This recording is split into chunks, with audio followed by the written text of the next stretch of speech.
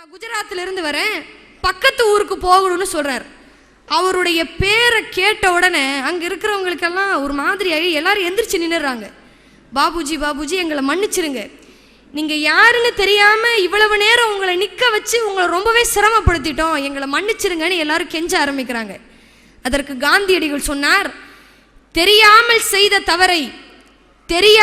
செய்த தவறை இறைவன் மன்னித்து விடுகிறான்.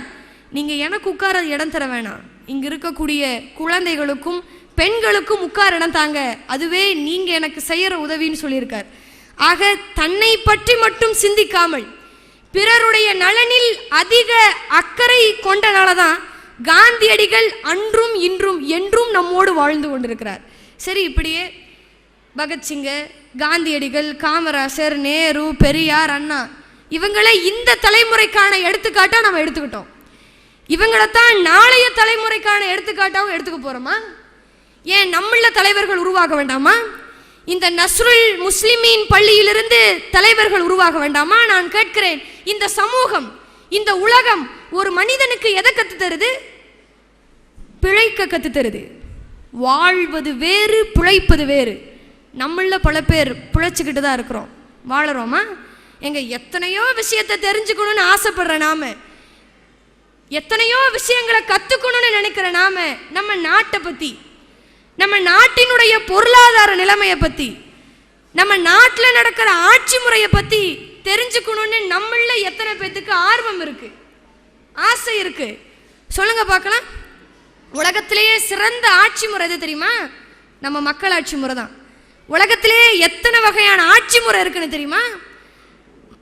மன்னர் ஆட்சி, இராணுவ ஆட்சி, பாசிச ஆட்சி, எத்தனையோ வகையான ஆட்சி முறை இருக்கு. இத்துணை ஆட்சி முறைகள்ல சிறந்த ஆட்சி முறை எதுன்னு கேட்டா நம்ம மக்களாட்சி முறை தான். இதை நான் சொல்லல, அரசியல் அறிஞர்கள் சொல்றாங்க. அடிமை விலங்கை உடைத்து கொண்ட இந்தியா தன்னை குடியரசு நாடாக அறிவிச்சது. அப்பதான் நம்ம நாட்டில் முதல்ல பொது தேர்தல் நடக்குது. அந்த பொது தேர்தலில் யாருக்கெல்லாம் ஓட்டுரிமை வழங்குச்சுன்னா 18 வயதுக்கு மேற்பட்ட அனைத்து இளைஞர்களுக்குமே ஓட்டுரிமை கிடைச்சது. அதுக்கு முன்னாடி யோசிச்சு பாருங்க, பிரிட்டிஷ் காலத்தில் யாருக்கெல்லாம் ஓட்டுரிமை வழங்கியிருக்காங்கன்னா படித்தவங்களுக்கும் நிலம் வைத்திருக்கக்கூடிய ஜமீன்தார்களுக்கும் பணக்காரங்களுக்கு மட்டும்தான் ஓட்டுரிமை எழுந்திருக்கு. ஆனால் இன்னைக்கு நம்ம நாட்டில் மக்களாட்சி முறையில் 18 வயசுக்கு மேலே இருக்கிற அனைவருக்குமே ஓட்டுரிமை, எழுத்துரிமை, பேச்சுரிமை, வழிபாட்டுரிமைன்னு இவ்வளவு உரிமைகள் நமக்கு கிடைச்சிருக்கு. நம்ம இந்தியா இன்றைக்கு எத்தனையோ துறைகளில் முன்னேறிட்டு இருக்கு. குறிப்பிட்டு சொல்ல வேண்டும் என்று சொன்னால் 20 செயற்கை கோள்களை ஒரே நேரத்தில் விண்ணுக்கு அனுப்புகின்ற வல்லமை மிக்க நாடா உலக அரங்கில் நம்ம ஏறு நடை போட்டுட்டு இருக்கிறோம். இன்னும் கடந்த 1/4 நூற்றாண்டுல நம்ம படைச்ச சாதனைகளை சொல்றதுக்கு அளவே கிடையாது. நான் குறிப்பிட்டு சொல்லுகிறேன், ஏவுகணைகள், மின்னஞ்சல் கண்டுபிடிப்பு, ஆஸ்கார் விருதுகள், இந்திய வம்சாவளியினருடைய சாதனை, இந்திய வீரர்களினுடைய உலக சாதனை என்று இப்படி அடுக்கிக்கிட்டே போகலாம். நாம மகிழ்ச்சி படக்கூடிய விஷயம் என்னன்னா, உலக பணக்காரர்களோட பட்டியல்ல நம்ம இந்தியர்களும் இருக்கிறாங்க. இப்படி உலக அளவுல வல்லரசு நாடுகளுக்கு இணையாக மாறுதட்டி கொள்ளுகின்ற இந்தியர்களினுடைய பெருமை ஒரு பக்கம் இருந்தாலும் அதனுடைய இன்னொரு பக்கம் கருப்பு பக்கங்களாக இருக்கிறதே என்கின்ற ஆதங்கத்தோட நான் கேட்கிறேன், எது என் இந்திய தேசம்? ஆயிரக்கணக்கில் பொறியாளர்கள் நம்ம நாட்டில் குவிஞ்சிருக்காங்க, ஆயிரக்கணக்கில் பொறியாளர்கள் நம்ம நாட்டில் குவிஞ்சிருக்காங்க. என்ன பிரயோஜனம்? கொசுமட்டையை கூட வெளிநாட்டில இருந்து தானே இறக்குமதி பண்ணிட்டு இருக்கிறோம். இதுதான் நம் இந்திய தேசமா? ஊதி போன உதவாக்கிற விதைகளை எல்லாம் விதைச்சிட்டு விளைச்சலினுடைய நிறைவை விரல் விட்டு எண்ணிக்கொண்டிருக்கிறோமே, இதுதான் நம் இந்திய தேசமா? நம்ம நாடே ஒரு விவசாய பூமி, அது இன்னைக்கு விஷபூமியா மாறிட்டு இருக்குதா இல்லையா? மண்ணையெல்லாம் மலடியாக்கி விட்டு பண காய்க்கின்ற மரத்தை தேடி மாயவனம் அலைந்து கொண்டிருக்கிறார்களே, இதுதான் நம் இந்திய தேசமா? உறவுகளை எல்லாம் துறவுகளாக்கி விட்டு இருப்பதை உயர்த்தி பிடிக்காம பரப்பதை தொடர்த்தி பிடிச்ச கதையா? மல்லு கட்டுகிற மனசனால அடிப்படை கல்வியிலே அகலக்கால் வைத்துவிட்டு 7ஆம் அறிவை தேடி பிள்ளைகளை எட்டாத தேசத்திற்கு அனுப்பிவிட்டு பிறகு பெற்றோர்கள் எல்லாம் ஒண்டியாய் ஊர்வலம் வருகிறார்களே, இதுதான் நம் இந்திய தேசமா? என்னுடைய மனதை கணக்க வைத்த ஒரு விஷயம் என்னன்னா, தாத்தா பாட்டி எல்லாத்தையும் முதியோர் இல்லத்துக்கு அனுப்பிச்சி வச்சுட்டு உங்கள் வீட்டில் யாருக்கு வயசு அதிகம்னா வேப்ப மரத்துக்கு என்று சொல்லுகின்ற விளம்பரங்களை பார்க்கின்ற பொழுது இதுதான் நம் இந்திய தேசமா? ஆம்புலன்ஸ்க்கு முன்னாடி வீடு தேடி வருகின்ற பீஸா. நம்ம நாட்டில் வண்டி வாங்கணும்னா வட்டி 2%, ஆனால் கல்விக்கான கடனுக்கு மட்டும் வட்டி 12%. இதுதான் நம் இந்திய தேசமா? அரிசி கிலோ 44 ரூபா, ஆனால் மொபைல் ஃபோனுக்கு சிம் கார்டு இலவசம். இதுதான் நம் இந்திய தேசமா? நாம் எல்லாம் வருத்தப்படக்கூடிய விஷயம் என்னவென்று சொன்னால், ஒலிம்பிக்கில் கோல்டு மெடல் வாங்கினா நம்ம இந்திய அரசாங்கம் வெற்றி பெற்றவர்களுக்கு 3 கோடி ரூபாய் கொடுக்குது. 1 அல்ல 2 அல்ல 3 கோடி ரூபாய் கொடுக்குது. ஆனால் நாட்டிற்காக இராணுவத்திலே எல்லையிலே நமக்காக போராடி மடியக்கூடிய இராணுவ வீரனோட குடும்பத்துக்கு வெறும் 10 லட்சம் தான். இதுதான் நம் இந்திய தேசமா? இன்னும் நம்ம நாட்டில் எவ்வளவு பிரச்சனை இருக்குது தெரியுமா? லஞ்சம் வாங்குறாங்க, மதுவுனால மனித வளத்தையே சீரழிச்சிட்டு இருக்கிறாங்க, ஆபத்தான மருந்துகளை தயாரிக்கிறாங்க, உணவு பொருள்களில் ரசாயனத்தை கொட்டுறாங்க, சக மனுஷங்களை தாக்கிக்கிறாங்க. கோடீஸ்வரர்கள் நிறைஞ்ச இதே நாட்டை தான் ஒருவேளை சாப்பாட்டுக்காக அல்லல் படக்கூடிய மக்கள் அதிகமாக இருக்கிறாங்க. இதுக்கெல்லாம் காரணம் என்ன நினைக்கிறீங்க? தாம் மட்டும் வாழ்ந்தால் போதும் என்று நினைக்கக்கூடிய மனிதர்களுடைய எண்ணிக்கை நம்ம நாட்டில் அதிகமாயிடுச்சு. அதான் காரணம். தாய் நாடு இந்தியான்னு சொல்கிறோம், யாரும் தந்தை நாடுன்னு சொல்கிறது கிடையாது. ஏனென்று சொன்னால் தாயை நேசிப்பதை போல நம் தாய் நாட்டை நேசிக்கணும். தாய் நாட்டை நேசிக்க மறந்த நம்மள பல பேர் தன்னை நேசிக்க ஆரம்பிச்சிட்டாங்க. 100க்கு 90% பேர் அப்படித்தான் இருக்கிறாங்க. ஏனென்று சொன்னால் சிறந்த மனிதர்களை உற்பத்தி செய்வதற்கு பதிலாக சிறந்த பொருள்களை உற்பத்தி செய்யறதுலேயே நம்ம கவனமெல்லாம் போயிடுச்சு. நான் கேட்குறேன், இந்த உலகத்தில் பிறந்த ஒவ்வொருவருக்குமே ஒரு கடமை இருக்கா இல்லையா? ஒரு பொறுப்பு இருக்கா இல்லையா? அந்த கடமை உணர்வும் பொறுப்புணர்வும் திடீர்னு ஒரு நாள் நம்ம தலைக்கு பின்னாடி முளைச்சி வந்துடாது. அது மாணவ பருவத்திலிருந்தே நாம் மற்ற உயிரினங்களின் மீது நாம் காட்டுகின்ற அன்பினாலையும் பாசத்தினாலையும் அக்கறையினால மட்டும்தான் ஒரு புதியதோர் உலகத்தை நம்மளால படைக்க முடியுமே தவிர மற்ற விஷயங்களால முடியாது. நான் கேட்கிறேன், இந்த உலகம் வாழ்க்கையினுடைய உண்மையான பலனையும் பயனையும் சுட்டி காட்ட மறந்து நம்மை போலிகளுக்குள் முடக்கி விடுகிறார்களே என்கின்ற ஆதங்கத்தோட கேட்கிறேன். பணம் மட்டும்தான் வாழ்க்கையா? பொருளை வாங்கி சேர்க்கறதுல தான் மகிழ்ச்சி இருக்கா? தான் வாழணுங்கிறதுக்காக வேற யாரை வேணாலும் சாகடிக்கலாமா? வெற்றி ஒன்றுதான் நம்மளுடைய குறிக்கோள் என்று நினைக்கலாம், அதுல தவறு கிடையாது. எளிமையை ஏழைன்னு நினைக்கலாமா? எல்லாத்துலேயுமே ஆடம்பரத்தை எதிர்பார்க்கலாமா? நம்மளை தவிர்த்து இந்த உலகத்தில் இருக்கிற எந்த உயிரினமே இந்த உலகத்துக்கு தேவையில்லைன்னு நம்ம நினைக்கலாமா? நம்ம நாட்டில் இருக்கிற ஏற்றத்தாழ்வுக்கு இதுவும் ஒரு காரணம்னு நினைக்கிறேன். தன்னோட குழந்தை, தன்னோட பேர குழந்தை, தன்னோட பேர குழந்தையோட குழந்தை, அந்த சந்ததிகளுக்காகவே பணத்தை கொண்டு போய் பாதாளத்திலே கொட்டி சேர்த்து வைக்கிறார்களே. எதை செய்ய வேண்டும் என்று தெரிந்து கொள்வதற்கு ஏட்டுக்கல்வி போதும். எதை செய்யக்கூடாது என்று அறிந்து கொள்வதற்கு அறிவு வேணும். நல்ல எண்ணம் படைத்த மனிதர்கள் நம்ம நாட்டில் அதிகமாக வரணும். மனிதனுடைய அறிவு விண்வெளிக்கு போக போக மனித நேயம் மண் குழிக்குள்ளே போய்விடுமோ என்கின்ற அச்சமும் ஆதங்கமும் நம்ம ஒருத்தருக்குள்ளே இருந்துக்கிட்டே இருக்கணும். இவ்வளவு நேரம் நான் பேசுகிறேன். இந்த பேச்சு, நம்முடைய பேச்சுக்கு எவ்வளவு மதிப்பு இருக்குன்னு தெரியுங்களா? நம்மளுடைய பேச்சுக்கு எவ்வளவு வேல்யூ இருக்குன்னு தெரியுங்களா? பேச்சு ஒரு மனிதனை அறிஞராக்கலாம், அஞ்ஞானியாக்கலாம், விஞ்ஞானியாக்கலாம், மெய்ஞானியாக்கலாம், அவ்வளவு ஏன் வீரனாக்கலாம், கோழையாக்கலாம். இருவருக்கிடையே, இரு நாடுகளுக்கிடையே, ஏன் இரு வல்லரசுகளுக்கிடையே சண்டையை மூட்டி விடலாம் அல்லது சமாதானப்படுத்தலாம். பேச்சுக்கு அவ்வளோ ஒரு ஆற்றல் இருக்கு. பேசிய பேச்சுக்கு நம்ம அடிமை, பேசாத பேச்சுக்கு நம்ம முதலாளி. ஒரு கதை படித்தங்க, அதில் என்ன ஆகுது, ஒருத்தன் வாழ்க்கையில் அடுத்தவங்களை பற்றி பேசுகிறதே ஒரு குறிக்கோளாக வச்சுருக்கான், ஒரு ஹாபி மாதிரி வச்சுருக்கான். அவனை யாராவது கிராஸ் பண்ணி போனாங்கன்னா அவனை பற்றி கூட புறம் பேசுவான். இப்படி இருக்கும்போது நல்லவர்களினுடைய அபிப்பிராயத்தை எல்லாம் ஒரு கட்டத்தில் இறந்தலாம். தன்னோட தவறை உணர்ந்து அவன் என்ன பண்ணுறான், ஒரு குற்ற பத்திரிக்கை எழுதி பாவ அறிக்கையை எழுதிய ஒரு பாதிரியார்கிட்ட அதை கொண்டு போய் கொடுக்குறான். அந்த பாதிரியார் சொன்னார், நான் இப்படி, அந்த பாதிரியார்கிட்ட அவன் சொல்கிறான், நான் இப்படி எத்தனையோ பேரை பற்றி புறம் பேசியிருக்கேன், நான் அதெல்லாம் திரும்பி பெறதுக்கு எனக்கு வழி இருக்கா அப்படின்னு சொல்லி கேட்குறான். அதுக்கு அந்த பாதிரியார் சொன்னார், நீ ஒன்று பண்ணு, ஒரு பை நிறையா கோழி இறகை எடுத்துக்கோ, நீ வர்ற வழியில் அந்த கோழி இறகையெல்லாம் போட்டுக்கிட்டே வா அப்படின்னு சொல்கிறார். அதே மாதிரி அவன் செய்கிறான். கோழி இறகை எடுத்து வர்ற வழியில் கோழி இறகையெல்லாம் போட்டுகிட்டே வரான். வந்து பாதிரியார்கிட்ட சொன்னால், நீங்கள் சொன்ன மாதிரியே நான் செஞ்சுட்டேன் அப்படின்னு சொல்லி. அதுக்கப்புறம் என்ன ஆகுது, பாதிரியார் சொன்னார், நீ போய் போட்ட இறகையெல்லாம் எடுத்துகிட்டு வா அப்படின்னு சொல்கிறார். அந்த இறகெல்லாம் காற்றுக்கு அங்கே எங்கேயும் போயிடுது.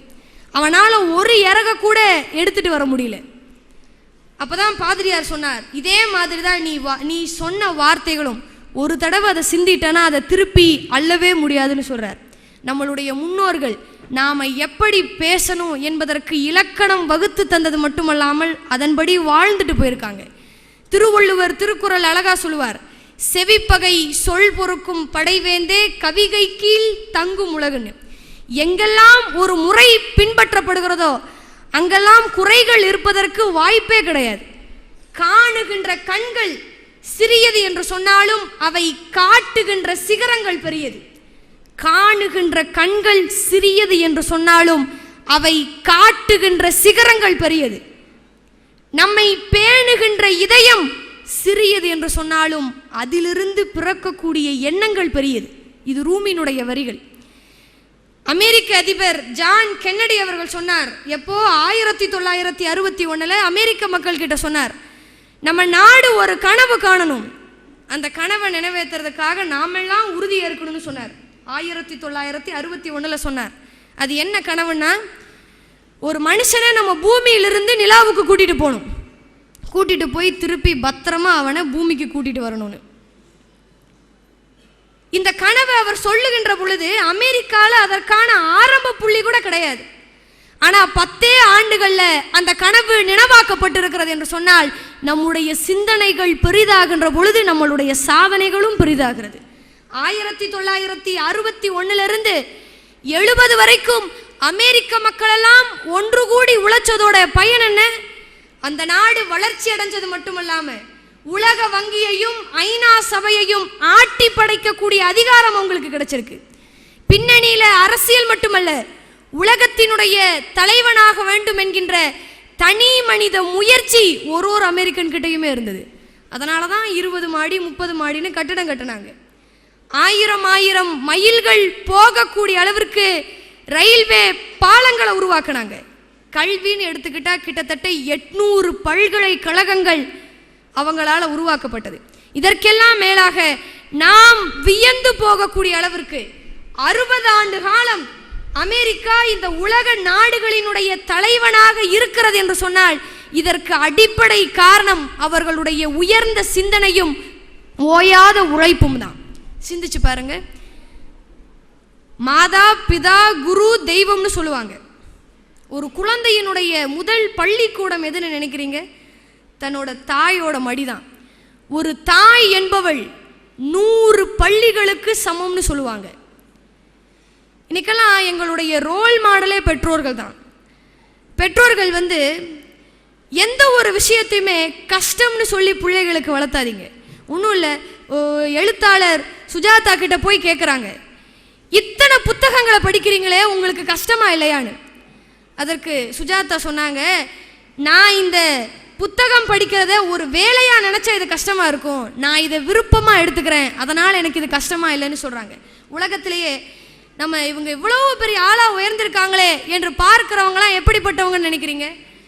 நினைச்சு கூட பார்க்க முடியாத அளவுக்கு வறுமை கோட்டிலிருந்து வந்தவங்க தான். எப்படி வறுமை கோட்டிலிருந்து வந்திருக்காங்கன்னா, மனசை பணக்காரத்தன்மையா வச்சுக்கிறது. நாம ஏழைங்கிறதுக்காக நம்ம மனசை ஏழையா வச்சுக்கணும்னு அவசியம் கிடையாது.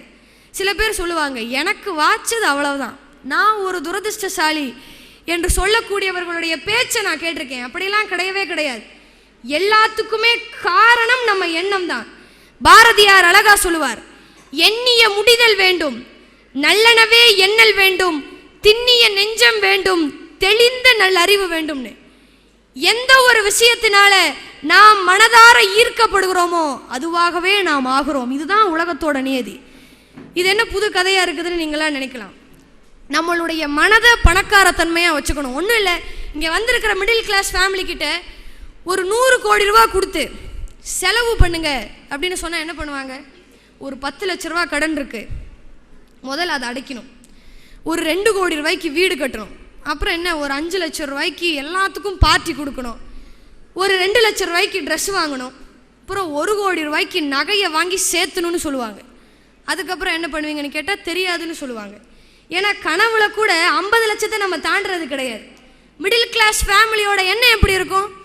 அரை கிரவுண்டில் ஒரு வீடு, சொந்தமாக ஒரு காரு, கடனே இல்லாத வாழ்க்கை, இது போது எனக்குன்னு நினைப்பாங்க. கனவு காங்கிறதுல கூட கஞ்சத்தனமா ஆசைப்படுறதுன்னு ஆரம்பிச்சாச்சு. ஏன் 10 லட்சம் 50 லட்சம்னு ஆசைப்படணும்? 10 கோடி 100 கோடின்னு ஆசைப்படலாம், தப்பு கிடையாது. பணக்காரங்க மட்டும்தான் ஆசைப்படணுமா? நடுத்தர மக்களுக்கெல்லாம் ஆசையே கிடையாதா? எங்க 10 லட்ச ரூபாய் என்னால் சம்பாதிக்க முடியும்னு நினைச்சு அந்த விஷயம் நடக்கின்ற பொழுது 100 கோடி ரூபாய் என்னால் சம்பாதிக்க முடியும்னு நினைச்சா அதுவும் அது நடக்கும். நாம பார்த்து வியந்து போகக்கூடிய மனிதர்கள், இவன்லாம் எப்படா கொடுத்து வச்ச வேண்டான்னு சொல்லி நாம யாரெல்லாம் பார்த்து மாறுதட்டிக்கிறோமோ அவங்கெல்லாம் யார் தெரியுமா? பணக்கார மனசுக்காரங்க. சூழ்நிலைகளுக்கு ஏற்றவாறு தங்களுடைய கனவுகளை சுருக்கி கொள்ளாதவர்கள். 10க்கு 10 ரூம்ல இருந்தாலும் பங்களா மனசுக்காரங்க. சாப்பாட்டுக்கே வழி இருக்காது, ஆனால் ராஜா மாதிரி யோசிப்பாங்க. நாம ஏழைங்கிறதுக்காக நம்ம மனதை ஏழையா வச்சுக்கணும்னு அவசியம் கிடையாது. எப்படி ஆரோக்கியமாக இருப்பதற்கு உடற்பயிற்சி செய்யறோமோ அதே போல நம்முடைய மனது என்றைக்குமே சோர்வடையாம இருக்கணும்னா நம்ம மனசை பணக்கார தன்மையா வச்சுக்கணும். ஒரு மனிதனும் தன்னிறைவடைகின்ற பொழுது நாடு தன்னிறைவடையும். நாடு தன்னிறைவடையும் பொழுது நம்ம நாடு வல்லரசாயிடும். ஈஸியா அச்சீவ் பண்ணிடலாம் வல்லரசுங்கிற இலக்கணத்தை. இன்னைக்கு இங்கே நிறைய பெற்றோர்கள் வந்திருக்காங்க. அதுக்காக நான் சொல்கிறேன், பெற்றோர்கள், குழந்தை, நீங்கள் தான் எங்களுடைய ரோல் மாடலே. குழந்தைகள் கிட்ட நான் வாழ்க்கையில் முன்னேறதுக்கு எவ்வளவு கஷ்டப்பட்டேன் தெரியுமா? சொல்லி கொடுக்கும்போது இப்படி தான் சொல்லுவாங்க, படாத பாடு பட்டிருக்கேன்டா, நான் பட்டம் கஷ்டம் கொஞ்சம் நெஞ்சம் கிடையாது, எவ்வளவு அடி வாங்கியிருக்கேன் தெரியுமா, எவ்வளவு கஷ்டப்பட்டு வந்திருக்கேன் தெரியுமா. அப்படி சொல்லி கொடுக்காதீங்க. நீங்கள் வாழ்க்கையில் உங்களுடைய வாழ்க்கை பயணத்தை கற்றுத்தருகின்ற பொழுது, குழந்தைகள் கிட்ட சொல்லும் பொழுது, என்னுடைய வாழ்க்கையை நான் விருப்பமாக எடுத்துக்கிட்டேன், ஒரு விஷயத்தையுமே நான் விருப்பமாக எடுத்துக்கிட்டனால தான் இவ்வளவு தூரம் என்னால் முன்னேற முடிஞ்சது, இந்த நிலைமைக்கு என்னால் வர முடிஞ்சதுன்னு பாசிட்டிவ் எண்ணத்தை உங்கள் குழந்தைகளுக்கு சொல்லித்தாங்க. நிச்சயமாக உறுதியாக உங்கள் குழந்தை வாழ்க்கையில் உயர்ந்த நிலைக்கு வருவாங்க. இதை ஏன் நான் இந்த பள்ளிக்கூடத்தில் சொல்கிறேன்னா, இந்த பள்ளியில் இருக்கக்கூடிய மாணவர்களும் தான் மனோரஞ்சனினால மட்டும்தான் 496 மதிப்பெண் எடுக்க முடியும்னு கிடையாது. இந்த ஸ்கூலில் ஒரே ஒரு மனோரஞ்சனி மட்டும்தான் இருக்காங்களா? இந்த ஸ்கூலில் இருக்கிற ஒவ்வொருத்தருனாலையும் 496 இல்லை, 500க்கு 500 வாங்க முடியும், 1200க்கு 1200 வாங்க முடியும்னு நினைங்க. சில பேர் நினைப்பாங்க, பாஸ் ஆகிறதுக்கே வழி இல்லை, இதில் எங்கத்த போய் 1200க்கு 1200ன்னு. அப்படிலாம் கிடையாது. உங்களுடைய ஈடுபாட்டை முழுமையாக ஒரு செயலின் மீது நீங்கள் காமிக்கிற பொழுது, முழுமையான உழைப்போடு ஒரு செயலை நாம் செய்கின்ற பொழுது, நிச்சயமாக உங்களாலையும் 1200க்கு 1500 வாங்க முடியும். 10 லட்ச ரூபா பரிசை உங்களால் கூட வாங்க முடியும். சிந்தனைகளை பெரிதாக்குங்க, நிச்சயமாக உங்களுடைய சாதனை பெரிதாகும். ஒரு குழந்தையுடைய முதல் பள்ளிக்கூடமே தன்னோட தாயோட மடிதான்.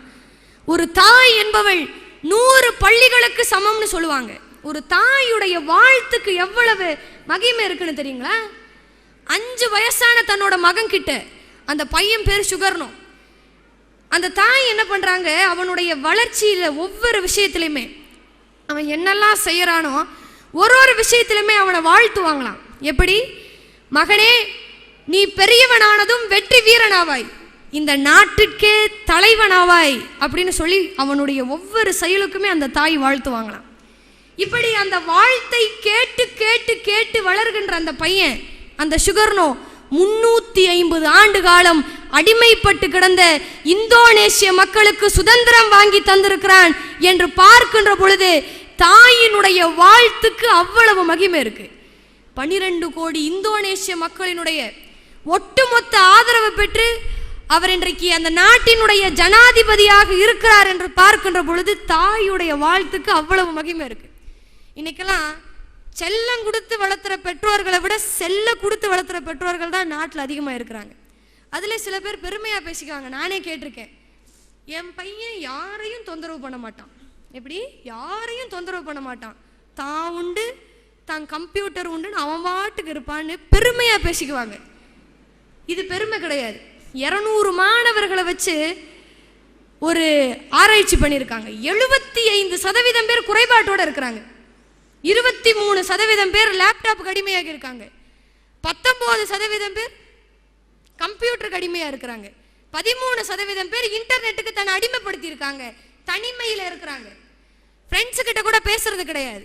உறவுக்காரங்கன்னா என்னன்னு கூட தெரியாம வளர்ந்துட்டு வராங்க. இந்த மாதிரி இருக்கக்கூடிய குழந்தைகளை தான் பெற்றோர்கள் இன்னும் அதிக அக்கறையோட வளர்த்தணும். எந்தெந்த பொருள் வீட்டில் எங்கெங்க இருக்குன்னு கூட தெரியாம வளர்ந்துட்டு இருக்கிறாங்க. ஒன்றும் இல்லை, ஒரு எல்கேஜி பையன் நைட்டு தூங்கிட்டு இருந்திருக்கான். அவனுக்கு இடையில பாத்ரூம் வந்திருக்கு. அம்மாவை எழுப்புறான், அம்மா எனக்கு பாத்ரூம் வருதுமா, என்னை கூட்டிட்டு போங்க அப்படின்னு சொல்லி. உங்க அம்மா சொல்றாங்க, பக்கத்துல தாடா பாத்ரூம் இருக்கு, செல்லம் இல்லை, நீயே போயிட்டு வந்துருன்றாங்க. அந்த பையனும் போயிட்டு வந்து படுத்துறான். அந்த நேரத்துக்கு அவனுடைய விஞ்ஞான மூளை எப்படி வேலை செஞ்சிருக்குன்னு பாருங்க. அம்மாவை எழுப்புறான், மா எந்திரிமா அப்படின்னு. அம்மா என்னடா? ஏமா பாத்ரூம் கதவை திறந்தா லைட் ஆன் ஆகுது, பாத்ரூம் கதவை சாத்தனா லைட் ஆஃப் ஆகுதுன்னு. டே அது ஃப்ரிட்ஜுடான்னு அவங்க அம்மா கத்திருக்காங்க. ஆக எந்தெந்த பொருள் எந்தெந்த இடம் எங்கே இருக்குன்னு கூட தெரியாமல் அடிமைப்பட்டிருக்கிறாங்க. இவங்களையெல்லாம் என்ன பண்ண முடியும்? ஒரு தாய் என்ன நினைப்பாங்க?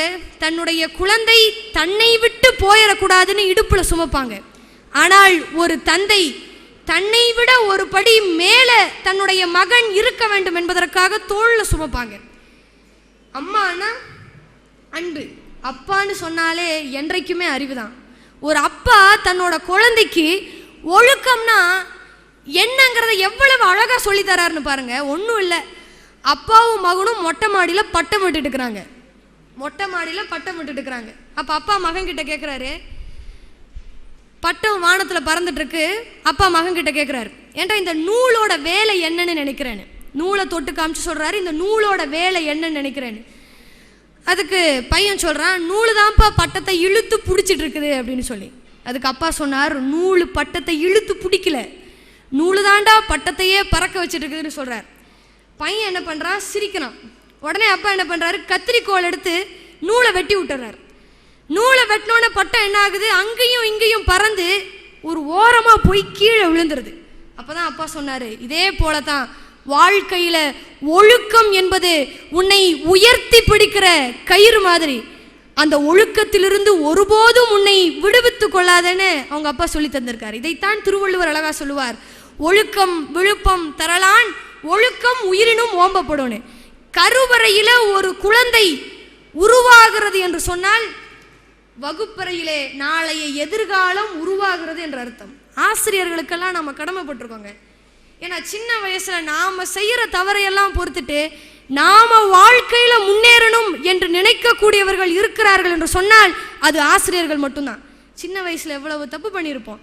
ஒன்றும் இல்லை, இப்படி தான் ஒரு மாணவன் ஆசிரியர்கிட்ட கேட்குறான், சார் செய்யாத தப்புக்கு தண்டனை தருவீங்களா அப்படின்னு.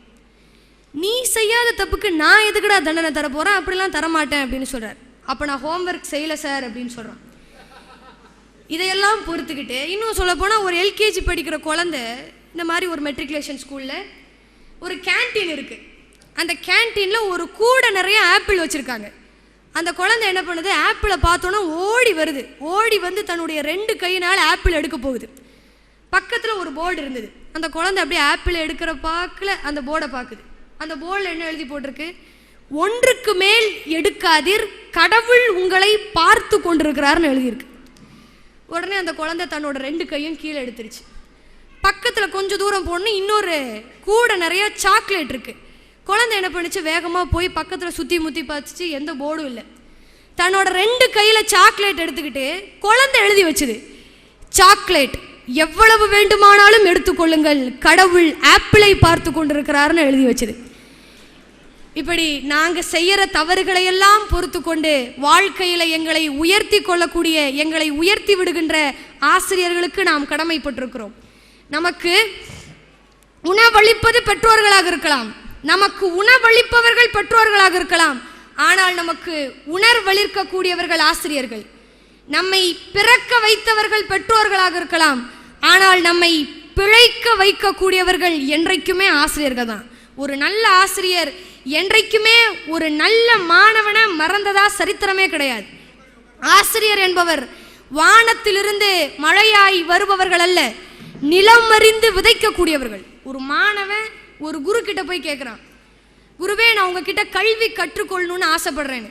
அதுக்கு குரு சொல்கிறார், தாராளமாக உனக்கு நான் கல்வி கற்றுத் தருகிறேன்னு. அதுக்கு அந்த பையன் கேட்குறான், நான் உங்ககிட்ட எப்படி கல்வி கற்றுக்கணும்னு நீங்கள் சொன்னீங்கன்னா அதே மாதிரியே நான் கல்வி கற்றுக்கிறேன்னு. அதுக்கு குரு சொன்னார், என்னை நீ மணியாக நினச்சிக்கோ, அதாவது ஒரு பெல்லு மாதிரி நினச்சிக்கோ. அந்த பெல்லை பலமாக தட்டினா பலத்த ஓசை கேட்கும், மெதுவாக தட்டினா மெல்லிய ஓசை கேட்கும், தட்டாமல் இருந்தால் ஓசையே கேட்காது. அதே போலத்தான் நான் சொன்னார். ஆக இந்த பள்ளியில் இருக்கக்கூடிய மாணவர்களும் உங்களால் முடிஞ்ச அளவுக்கு உங்களுக்கு இருக்கின்ற சந்தேகங்களை கேள்வியாக கேட்டு உங்களுடைய அறிவை விரிவுபடுத்திக்கோங்க. நிச்சயமாக வாழ்க்கையில் ஜெயிக்கலாம். இந்த மாணவ பருவத்தில் நமக்கு என்ன தோணும்? கேட்க ஆள் இல்லை என்பது ஒரு பருவத்தில் வரம், ஆனால் அது ஒரு பருவத்தில் சாபம். நமக்கு என்ன தோணும் இந்த மாணவ பருவத்தில்? நம்மளை யாரும் கேள்வியே கேட்கக்கூடாது, அது மாதிரி ஒரு வரம் கிடைக்காதான்னு கூட ஆசைப்படுவோம். இப்படித்தான் ஒருத்தன் ஒரு ஊரில் ஒரு பலசாலி இருக்கான். அவன் என்ன நினைக்கிறான்? தம்மேல ஊருக்காரங்க வச்சிருக்கிற பயமும் மரியாதையும் அதிகமாகணும்னு நினைச்ச அவன் என்ன பண்றான்? ஒரு பயங்கரமான பிராணியை வளர்க்க ஆசைப்பட்டு ஒரு முதலைக்குட்டியை வளர்த்துட்டு வரான். அந்த முதலைக்குட்டியை பார்த்த உடனே எல்லாரும் பயக்கிறாங்க, அவனை பார்த்து தெரிச்சு ஓடுறாங்க. அப்பவே அவனுக்கு அவனுடைய எண்ணம் பாதி நிறைவேறினதா ஒரு பெருமை, ஒரு சந்தோஷம். அதனால என்ன பண்றான்? அந்த முதலையை ரொம்ப பாசமா வளர்த்துட்டு வரான். அது நாளுக்கு நாள் வளர்ந்துக்கிட்டே போகுது. இது வளர்க்கக்கூடிய பிராணி அல்லன்னு அவங்களுடைய அம்மாவும் அப்பாவும் அவனை கண்டிக்கிறாங்க. அதை அவன் காதில் கூட வாங்கிக்கல. அதனால் அவங்க அம்மாவும் அப்பாவும் அவனை விட்டு பிரிஞ்சு போயிடுறாங்க. ஒரு நாள் என்ன ஆகுது? அவன் முதலைக்கு தீனி போட மறந்து தூங்கிட்டு இருக்கிறான். முதலைக்கோ கடுமையான பசி, வளர்த்தவன் என்று கூட பார்க்காம அவனையே கடிச்சு திங்க ஆரம்பிச்சிருச்சு. 2 கடியில் அவனுடைய உயிர் போயிடுச்சு. இப்படித்தான் தீய பழக்க வழக்கங்கள் முதல்ல ஆபத்தில்லாத மாதிரி தான் தெரியும், பிறகு ஒரு நாள் அது நம்மையே அழித்து விடும் என்பதை உணர்ந்து கொள்ள வேண்டிய பருவம் இது. கண்டிப்பதை காதல வாங்காம இருந்தா அது நமக்கே சாபமாக மாறிவிடும் என்பதை நாமெல்லாம் உணர்ந்துக்கணும். இன்னொரு முக்கியமான விஷயத்தை இந்த மேடையில் நான் பதிவு செய்யணும்னு ஆசைப்படுறேன். நம்மை படைத்த இறைவன் பாரபட்சம் இல்லாதவன். நான் கேட்குறேன், பணக்காரனுக்கு 4 உயிரையும் ஏழைக்கு 1 உயிரையுமா கொடுத்துருக்கான்? பணக்காரனோட வாட்சில் மட்டும் என்ன 48 மணி நேரமா இருக்கு? கிடையாது. நம்மை படைத்த இறைவன் பாரபட்சம் இல்லாம எல்லாத்துக்கும் பொதுவா ஒரு சூரியன், ஒரு நிலவு, பெய்கின்ற மழை பொதுவானது, வீசுகின்ற காற்று பொதுவானது, இப்படி எல்லாத்துக்குமே எல்லாமுமே பொதுவாக தான் இருக்கு. அவன் எல்லாத்தையுமே ஒரே மாதிரி தான் பார்க்கறான். ஆனா மனுஷங்க மட்டும்தான் தன்னை விட உயர்ந்தவன் தாழ்ந்தவன் என்று பிரித்து பார்க்குறான். உங்களை விட ஒருவர் அழகிலோ நிறத்திலோ வசதியிலோ குறைஞ்சவங்களா இருந்தாலும் இந்த மாணவ பருவத்திலிருந்தே ஏற்றத்தாழ்வு இல்லாத ஒரு எண்ணத்தை நம்ம வளர்த்துக்கணும். இந்த உலகத்துக்கு மட்டும் இல்லை, அது அடுத்த உலகத்துக்குமே நன்மையாக அமையும். அதே போல சின்ன சின்ன விஷயத்துக்கெல்லாம் பொய் பேசுறதுனா நமக்கெல்லாம் கைவந்த கலை. வீட்டில் ஹோம்ஒர்க் செய்யாமலே மம்மி நான் ஹோம்ஒர்க் செஞ்சுட்டேன்னு பொய் சொல்கிறது. ஸ்கூலுக்கு லேட்டாக கிளம்பி வந்துட்டு ஏன்டா லேட்டுன்னா மிஸ் டிராஃபிக் ஜாம் மிஸ் அப்படின்னு பொய் சொல்கிறது. பொய் சொல்வது கோழைத்தனம், பயந்தாங்கொல்லிகளோட வேலை. யார் தெரியுமா தைரியசாலி? என்றைக்குமே உண்மை பேசக்கூடியவர்கள் தான் தைரியசாலி. ஒருவன் தான் செய்த தவறை உணர்ந்து அதை திருத்திக்காம இருந்தான்னு வச்சுக்கோங்களேன், அவன் 2வது தவறு செய்கிறான்னு அர்த்தம். காந்தியடிகள் அளவா சொல்லுவார், ஒருவன் தான் செய்த தவறை உணர்ந்து அதை திருத்தி கொள்ளுகின்ற பொழுது அவன் மகான் ஆகிறான்னு சொல்லி. அதே போலதான் நம்ம இந்த மாணவ பருவத்தில் உண்மை மட்டும் இல்லைங்க, நேர்மையும் நமக்கு அவசியம்தான். அதுக்கு ஒரு உண்மையான எடுத்துக்காட்டு சொல்றேன் பாருங்க. சூடான் நாட்டை சேர்ந்த அல் தையூப் யூசுப் அவர் சவுதி அரேபியாவுக்கு ஆடு மேய்க்கிற பணிக்காக வரார். சவுதி அரேபியாவில் அந்த பாலைவனத்தில் அவரும் அவருடைய ஆடுகளும் இருக்கும்போது அவரை நோக்கி ஒரு ஆடம்பர கார் வருது. நல்லா கவனிங்க, அவரை நோக்கி ஒரு ஆடம்பர கார் வருது. அந்த கார்ல இருந்து ஒரு அரபி இறங்கி வரார். இறங்கி அந்த அல் தையூப் யூசுஃபையும் ஆடுகளையும் பார்த்து எனக்கு ஒரு ஆடை தாங்க, நான் உங்களுக்கு பணம் தர்றேன்னு சொல்றார். அதற்கு அந்த ஏழை அல் தையூப் யூசுப் சொன்னாரு, இந்த ஆட்டுக்கு சொந்தக்காரன் நான் இல்லை, என்னுடைய எஜமான் தான். இந்த ஆட்டை விற்கிறதுக்கு எனக்கு உரிமை இல்லைன்னு அவர் சொல்கிறார். அந்த அரபி அவரை விடுற மாதிரி தெரில. இல்லை, எனக்கு ஒரு ஆட்டை கொடுத்துருங்க, உங்கள் எஜமான் கேட்டால் நீங்கள் ஏதாவது சொல்லி சமாளிங்க, அதுக்காக உனக்கு நான் 200 ரியால் தரேன்னு சொல்லி ஆசை காட்டுறார். அதற்கு அந்த அல் தையூப் யூசுப் சொன்னார், எனக்கு 200 ரியால் அல்ல, 20,000 ரியால் கொடுத்தாலும் இன்னொருவருக்கு சொந்தமான ஆட்டை என்னால் உங்களுக்கு விற்க முடியாது அடிச்சு சொல்றார். அதுக்கு அந்த அரபி சொல்றார், இந்த இடத்துல உன்னையும் என்னையும் தவிர வேற யாரும் இல்லை, உன்னையும் என்னையும் தவிர வேற யாரும் இல்லை. உன் எஜமான் கிட்ட கேட்டா ஆடு தொலைஞ்சு போயிருச்சுன்னு சொல்லி நீ சொன்னா அவர் நம்பித்தான் ஆகணும் அப்படின்னு அவர் சொல்றார். இந்த அப்படி 200 ரியால்னு கையை நீட்டுறார். அதுக்கு அந்த ஏழை அல் தையூப் யூசுப் என்ன பதில் சொன்னார்னு தெரியுங்களா?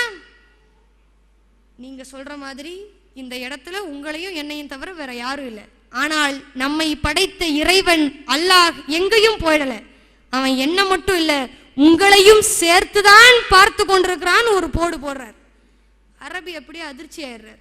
அவர்கிட்ட பேசிட்டு இருந்ததை வீடியோ எடுத்து யூடியூப்ல அப்டேட் பண்றார். அந்த வீடியோ வெளிவரவும் அந்த ஏழை அல் தையூப் யூசுஃபினுடைய நேர்மைக்கு கிடைத்த பரிசு என்ன தெரியுமா?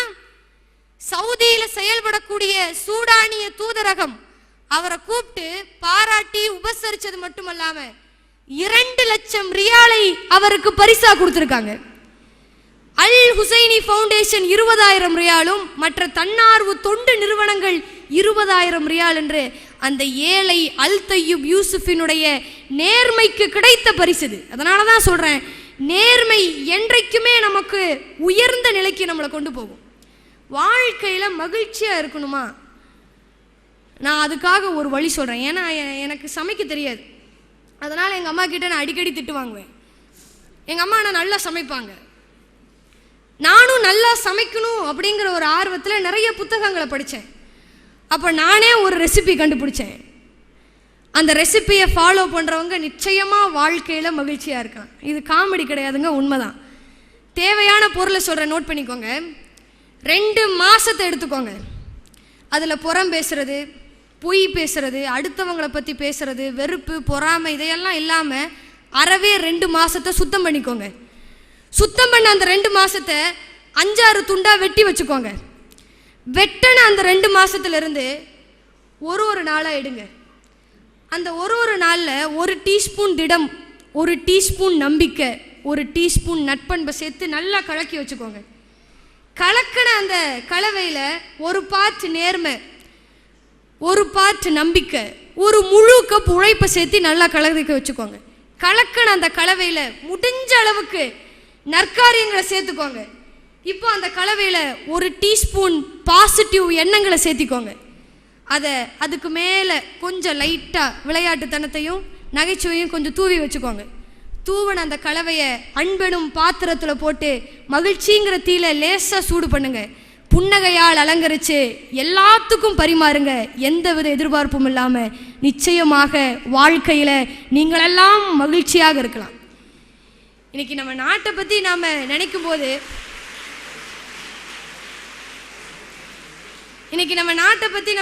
போது ஒன்றும் இல்லைங்க, நாட்டில் எத்தனையோ விஷயத்தை ஒழிக்கணும்னு ட்ரை பண்ணியிருக்காங்க. இப்போ கூட கருப்பு பணத்தெல்லாம் ஒழிக்கணும்னு 500 ரூபா 1000 ரூபா நோட்டெல்லாம் பேன் பண்ணாங்க. இது மாதிரி நாட்டுடைய முன்னேற்றத்திற்காக எத்தனையோ விஷயங்களை நம்ம நாட்டிலேருந்து ஒழிச்சிருக்காங்க. நான் சவாலாக கேட்குறேன், 2 விஷயத்தை நம்ம நாட்டிலேருந்து உங்களால் ஒழிக்க முடியுமா? சவாலாக கேட்குறேன். என்ன தெரியுமா? குப்பையையும் தொப்பையையும் நம்ம நாட்டிலிருந்து ஒழிக்க முடியுமா? இல்லை, ஓடி ஓடி பெருக்குறாங்க குப்பையை. எப்படி? ஓடி ஓடி பெருக்குறாங்க குப்பையை, ஓடி ஓடி குறைக்கிறாங்க தொப்பையை. என்ன பிரயோஜனம்? 2மே குறைஞ்ச பாடு கிடையாது. காரணம் என்ன? இன்னைக்கு ஒரு வாய் சோறு நம்ம வயிற்றுக்குள்ள போகணும்னா கூட பன்னாட்டு நிறுவனங்களுக்கு நம்ம கப்பம் கட்ட வேண்டியிருக்கு. நவீன விவசாயிகள்னால தங்களுக்குன்னு சொந்தமாக ஒரு விதை நெல்லை கூட நம்மளால சேகரித்து வச்சுக்க முடியல. அறுவடையில் தொடங்கி பராமரிப்பு, சேகரிப்புன்னு எல்லாத்துலேயுமே இன்னைக்கு நஞ்சுகளோட ஆதிக்கம் தான். ஒருத்தன் எவ்வளவு பணக்காரனாக இருக்கட்டும், படித்தவனாக இருக்கட்டும், எவ்வளவு அதிகாரம் உள்ளவனாக இருக்கட்டும், மருத்துவமனை, மருந்துகள், மருத்துவர்களோட துணை இல்லாமல் அவனால் இன்னைக்கு சாப்பிட முடியுமா?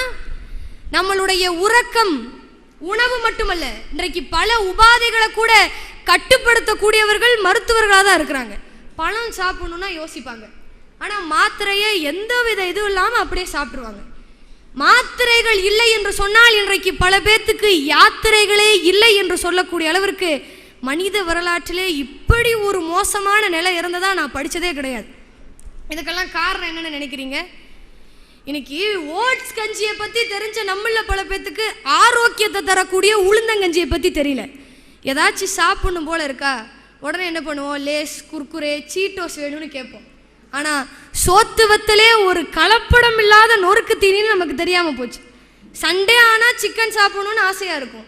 ஆனால் அம்மா வீட்டில் சமைச்சு தர நாட்டுக்கோழி ரசம் நமக்கு பிடிக்காது. வெளியில் கிடைக்கிற லாலிபாப் சிக்கனையும் கிரில்டு சிக்கனையும் தான் சாப்பிட்றதுக்கு ஆசைப்படுவோம். இதே மாதிரி தான் ஒரு அப்பா அம்மா கிட்ட கேட்குறாரு, போன வாரம் ஒரு வத்த குழம்பு வச்சு தந்தியம்மா, அதே மாதிரி இந்த வாரமும் வச்சு தாயேன், இன்றைக்கும் வச்சு தாயேன்னு கேட்குறாரு. அதுக்கு அம்மா சொன்னாங்க, அந்த மாதிரி என்னங்க, அந்த குழம்பே இன்னும் ஃப்ரிட்ஜுக்குள்ளே தான் இருக்குது, எடுத்து சாப்பிடுங்கன்னு. இல்லை, இப்படி போயிட்டு இருக்குது நிலைமை. உணவே மருந்துன்னு வாழ்ந்தாங்க அந்த காலத்தில். ஆனால் இன்றைக்கு மருந்தவே உணவாக சாப்பிட வேண்டிய நிலைமைக்கு நம்ம தள்ளப்பட்டிருக்கோம். காரணம் என்ன? அரசாங்கம் என்ன சொன்னாங்க, வீட்டுக்கு ஒரு மரம் வளர்ப்போன்னு சொன்னாங்க. நம்ம ஆளுக்கு என்ன பண்ணுறாங்க, வீட்டுக்கு ஒரு சுகர் பேஷண்ட்டை தவறாமல் வளர்த்துட்டு வராங்க. காரணம் என்ன? குறுகிய கால ரகம், குறுகிய கால ரகம், குறுகிய கால சாகுபடின்னு எல்லாத்தையுமே குறுகிய காலமாக்கிட்டு நம்மளுடைய ஆயுள் காலத்தையும் நம்ம குறுக்கிக்கிட்டே வரோமே. இன்னைக்கெல்லாம் எப்படி தெரியுமா, 50 வயசை தாண்டிட்டாங்கன்னா அதுக்கப்புறம் வர ஒரு வருஷமே நமக்கு போனஸ். 60 வயசை தாண்டிட்டாங்கன்னா அதுக்கப்புறம் வர ஒரு மாதமே நமக்கு போனஸ். 70 வயசு வந்துட்டாங்கன்னு வச்சுக்கோங்களேன், அதுக்கப்புறம் வர ஒரு நாளுமே நமக்கு போனஸ் என்று சொல்லக்கூடிய அளவிற்கு நம்மளுடைய வாழ்க்கை முறை மாறி போயிருக்கு. உண்ண உணவளித்து, தங்க இடமளித்து, வாழ வழிவகுத்து, சுவாசிக்க சுவாசம் தந்து, இறந்த பின்னும் நம்மோடு இணைத்து கொள்ளக்கூடிய இந்த தாய் நிலம், விஞ்ஞானம்ங்கிற பேர்ல மெய்ஞானத்தை அறியாத மனிதர்களை பார்த்து கேட்கிறேன். தாய் மண்ணின் மீது, தாய் நிலத்தின் மீது இன்றைக்கு அந்த தாய் நிலத்தினுடைய கர்ப்பத்தை நாம களைத்து கொண்டிருக்கிறோமே, அதனால தாங்க மழை கூட வராம இருக்குது. நான் கேட்கிறேன், இங்க இருக்க பெரியவங்களுக்கெல்லாம் தெரியும், முன்னாடிலாம் மழை காலம்னு இருந்ததா இல்லையா? இன்னைக்கு மழை நாட்களா குறைஞ்சதுக்கு காரணம் என்ன? ஒரு காலத்துல எதெல்லாம் இயற்கைக்கு பொது, இதெல்லாம் நமக்கு இயற்கை தந்த கொடைன்னு இருந்ததோ அதெல்லாத்தையுமே இன்னைக்கு நம்ம வியாபாரமாக்கிட்டோம். நிலம், நீர், காற்று, இது எல்லாத்தையுமே காசு கொடுத்து வாங்க வேண்டிய நிலைமைக்கு கொண்டு வந்து விட்டுட்டாங்க. உங்களுக்கு தூய்மையான காத்து வேணுமா, அதுக்கு கூட இன்னைக்கு நாட்டில் ஸ்பாக்கள் உருவாக்கிட்டு வருது.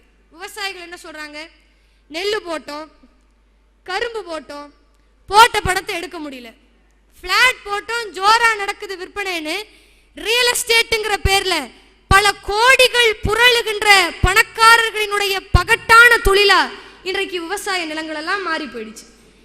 இன்னொரு விஷயம் என்னன்னா, தண்ணியை போல ஒரு மாமருந்து இந்த உலகத்திலே கிடையாது. என் பாட்டி சொல்லுவாங்க, அந்த காலத்துல ஆத்து தண்ணி வத்தி போச்சுன்னா ஊற்று நீர் தூய்மையான நீரா இருந்திருக்கு, அதை குடிச்சு வாழ்ந்திருக்காங்க. அந்த காலத்துல மனுஷன் வேட்டையாடி சாப்பிட்டான். இன்னைக்கு இருக்கக்கூடிய மனுஷன் ஆட்டைய போட்டு சாப்பிட்றாங்கங்கிற ஆதங்கத்தோட கேட்கிறேன், மனிதர்கள் எல்லாம் மணல் கொள்ளையர்களா மாறினதுனால ஊத்து தண்ணி கூட உப்பு தண்ணியா மாறி போயிடுச்சா இல்லையா? நான் கேட்குறேங்க, ஆற்றுல இருந்து மணலை கொள்ளையடிச்சு விற்கிறவங்களுக்கும் தாய்ப்பாலை திருடி விற்கிறவங்களுக்கும் பெருசாக என்ன வித்தியாசம் இருக்கு?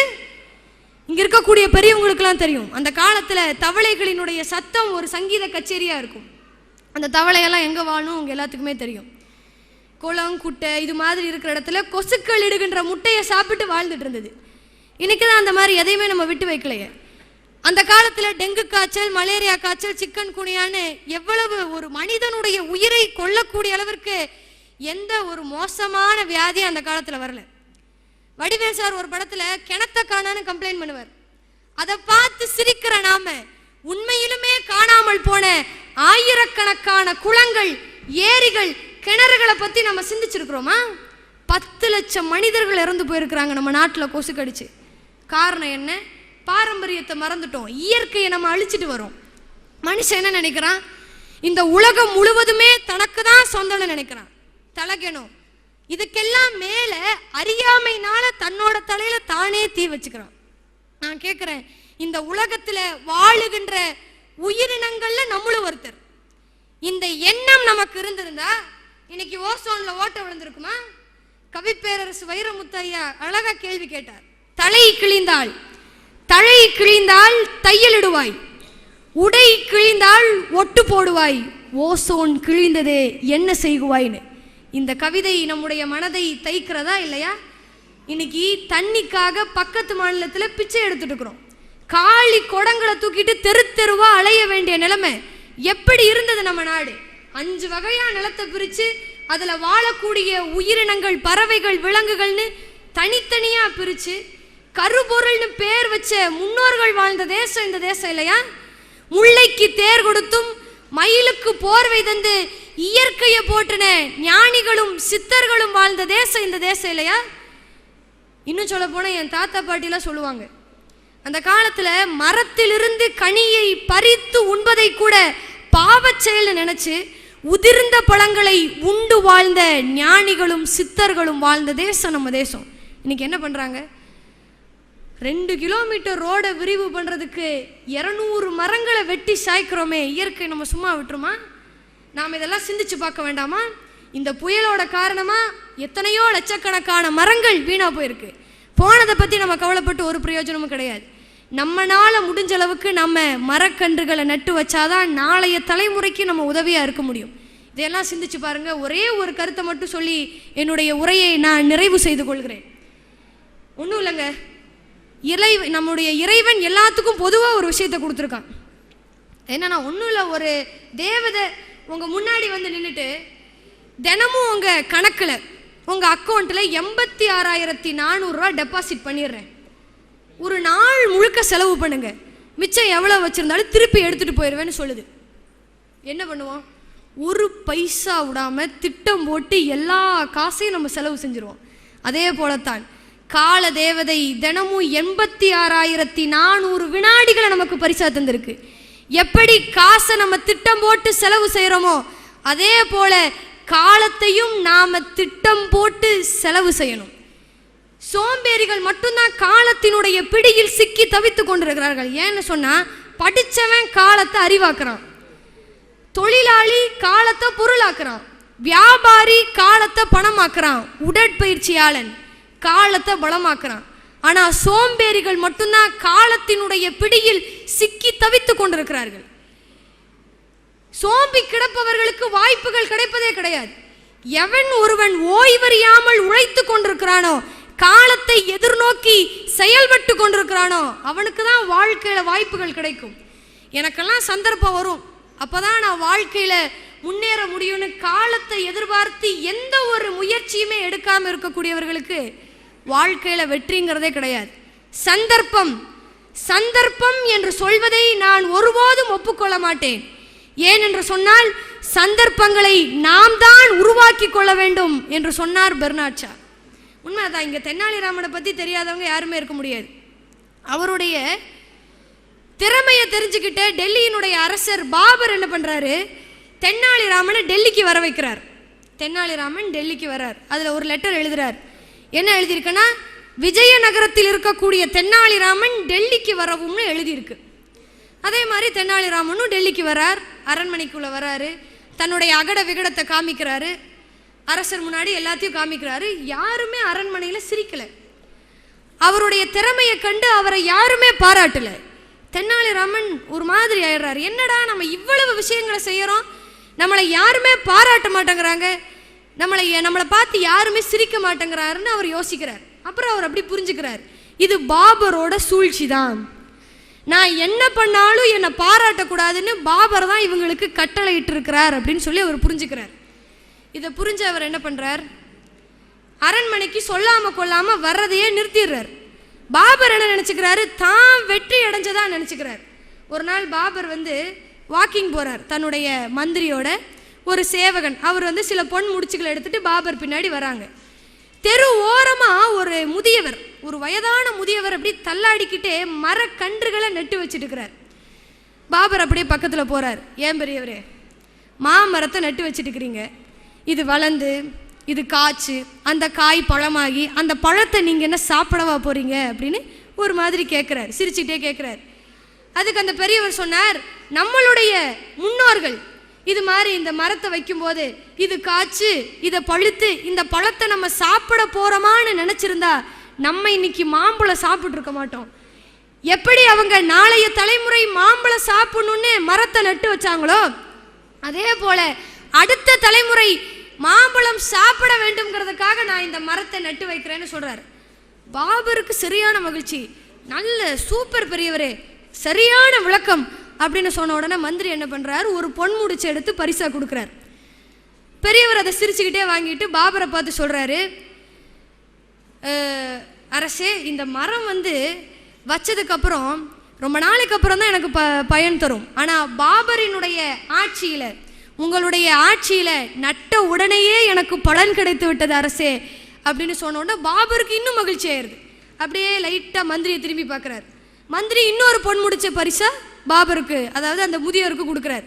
முதியவர் அதையும் சிரிச்சுக்கிட்டே வாங்கிட்டு பாபரை பார்த்து சொன்னார், ஏன் அரசே, இந்த மரம் பெருசானதுக்கப்புறம் ஆண்டுக்கு ஒரு முறை தானே பலன் தரும். ஆனால் உங்களுடைய மேலான குணத்தால் நட்ட உடனே எனக்கு 2 தடவை பயன் கிடைச்சிருச்சு. கடவுளுடைய கருணையே கருணைன்னு சொல்கிறார். பாபருக்கு ரொம்ப மகிழ்ச்சி ஆயிடுச்சு.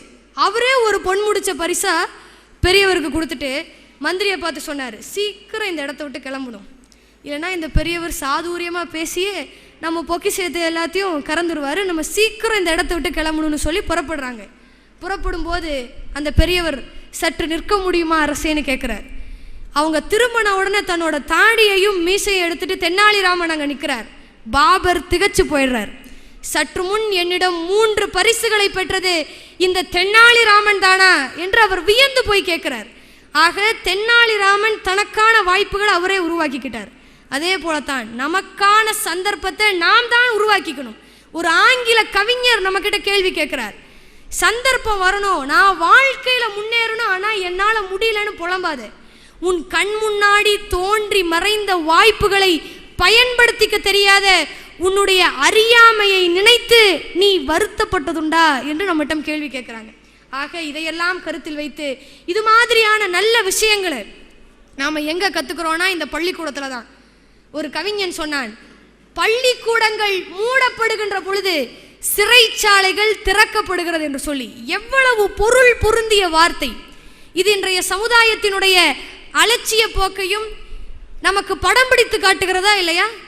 பெருமானார் நபிகள் நாயகம் ஸல்லல்லாஹு அலைஹி வஸல்லம் அவர்கள் சொல்கிறார், கல்வி என்பது இஸ்லாமை சேர்ந்த ஆண் பெண் இரு பாலருக்குமே கட்டாய கடமை என்று பெருமானார் நபிகள் நாயகம் ஸல்லல்லாஹு அலைஹி வஸல்லம் அவர்கள் சொல்றார்.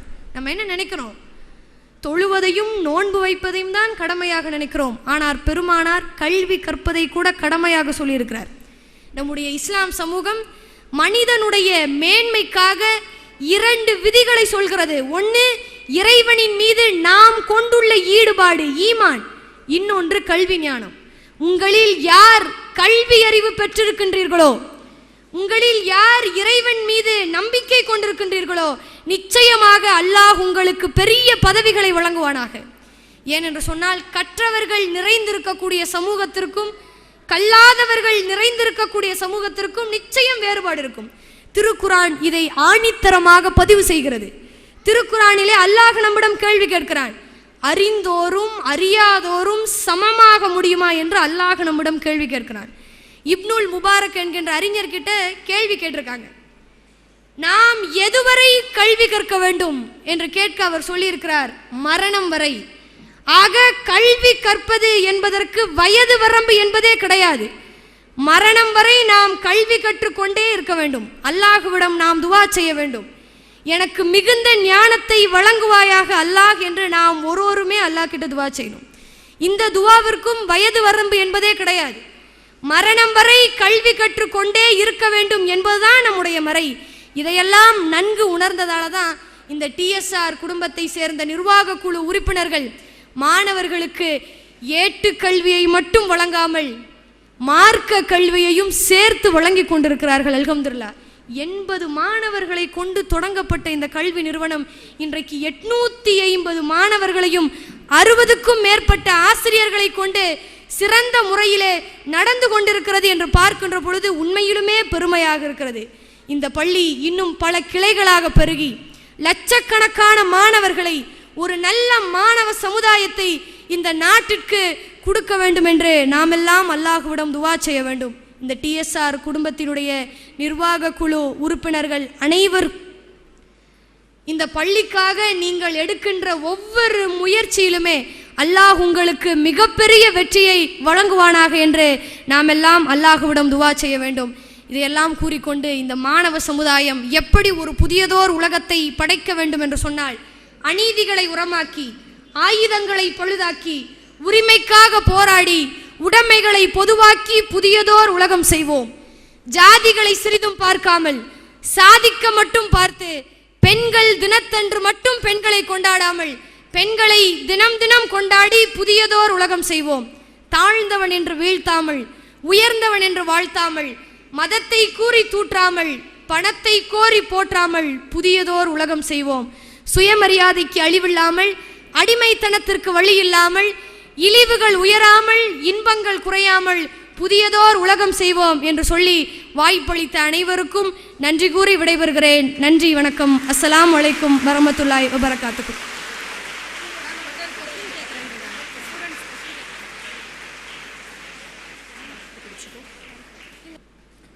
ஸ்டூடெண்ட்ஸ் வந்து கொஷின் கேட்க போகிறாங்க. அஸ்ஸலாமு அலைக்கும்.